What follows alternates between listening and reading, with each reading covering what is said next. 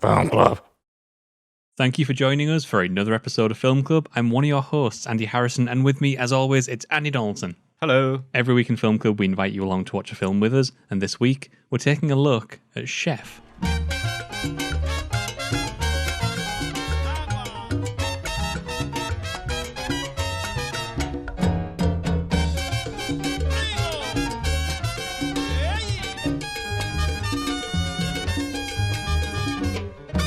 Chef is a chef himself.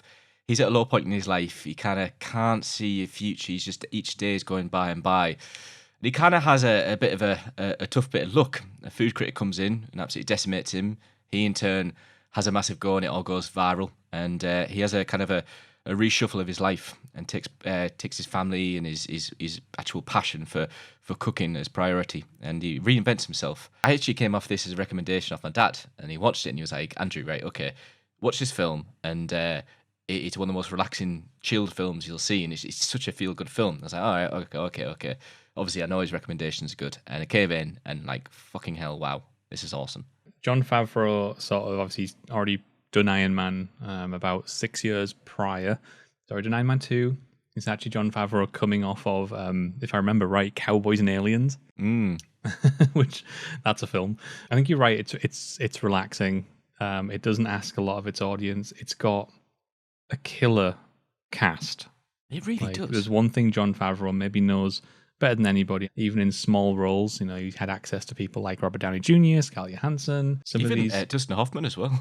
Dustin Hoffman, and obviously we'll talk about John Leguizamo in a minute. It's got a really endearing sort of premise to it.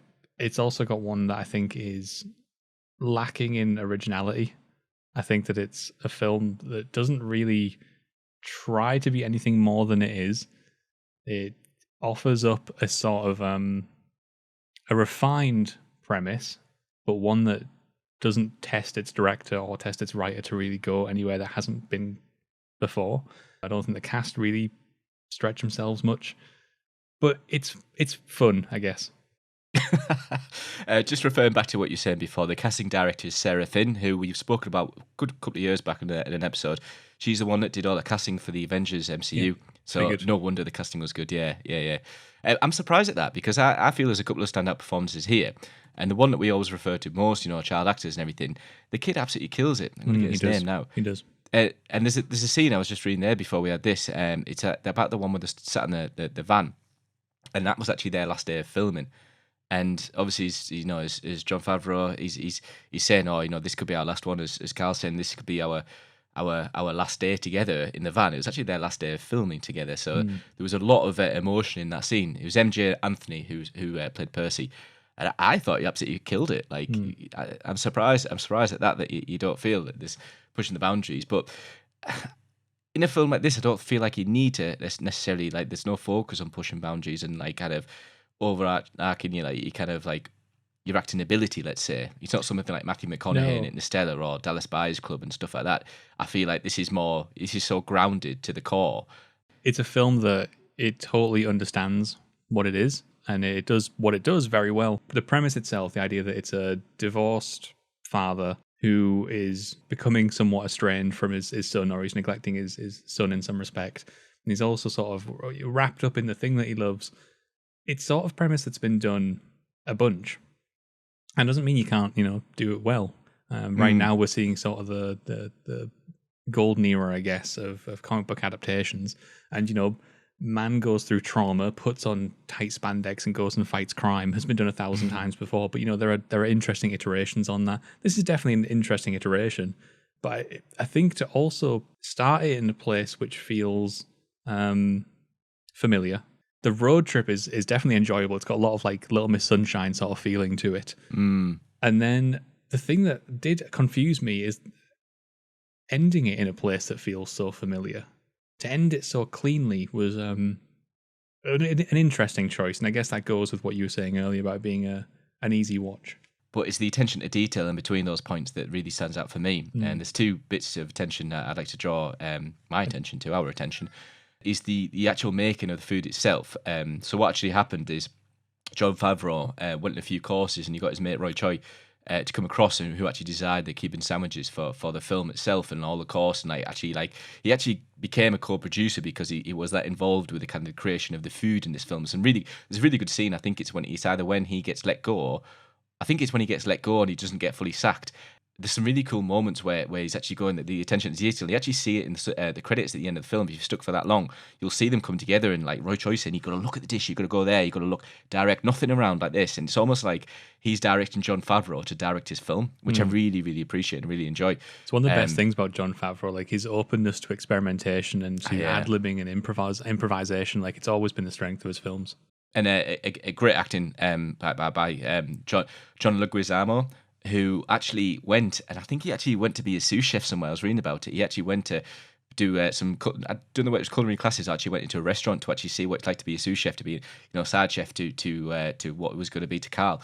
And I think he did a fantastic performance as well. And he's good jumping back to that scene about the jumping on the van. It was him that kind of pushed for more emotion in that scene to get from MJ Anthony to get the Percy to actually kind of come real tears and everything. So, it's a credit, it's a testament to the three of them, but also like Roy Choi as well.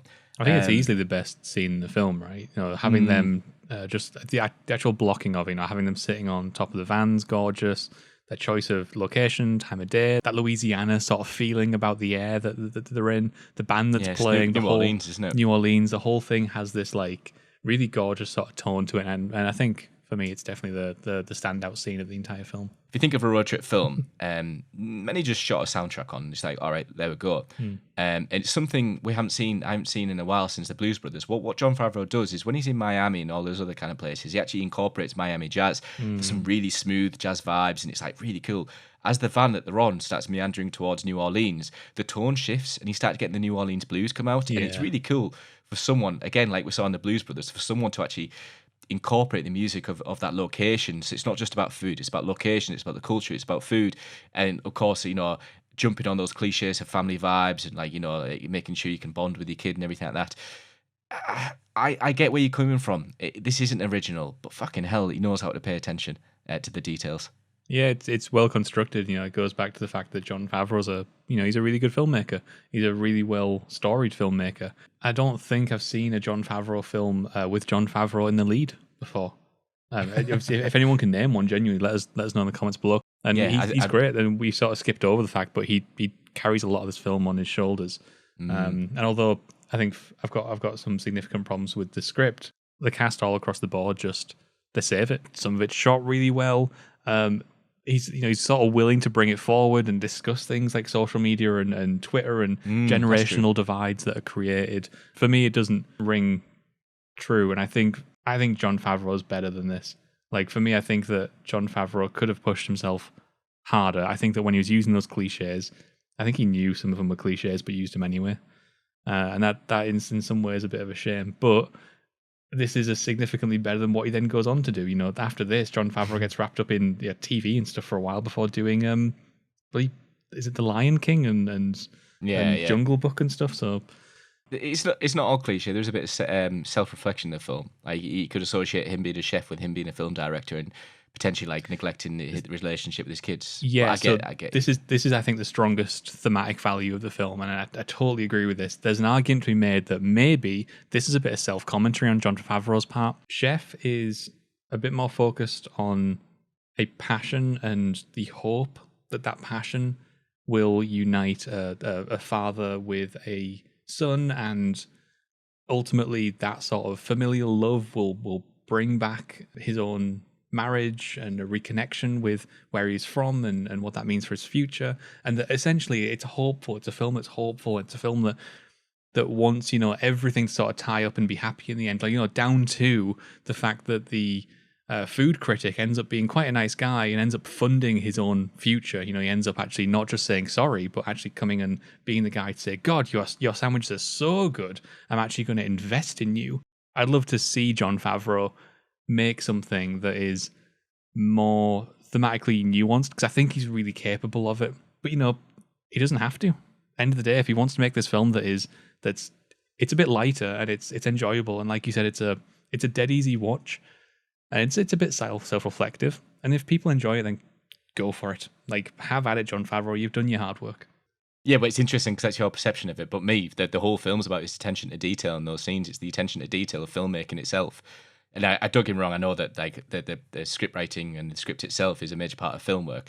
But for me, it's the interest, it's the attention to detail and those smaller parts I was on about earlier, rekindling his love and his passion for filmmaking, and in the film's case, his cooking. Which is nice to see. You know, like I said, he was coming off of Cowboys and Aliens. I don't think there was a lot of him in Cowboys and Aliens, to be honest. Exactly. Yeah. And I can't imagine working with Disney for, you know, like the Iron Man. I know he had a lot of fun with Iron Man 1, but there's story trouble for Iron Man 2. And, you know, I can see that a lot of, you know, I think it was Joss Whedon who came out of making the Avengers and very quickly went into doing Much Ado About Nothing because of the same sort of reflective state that he was in, where he was like, oh my God, I need to get back to connecting with filmmaking a little bit.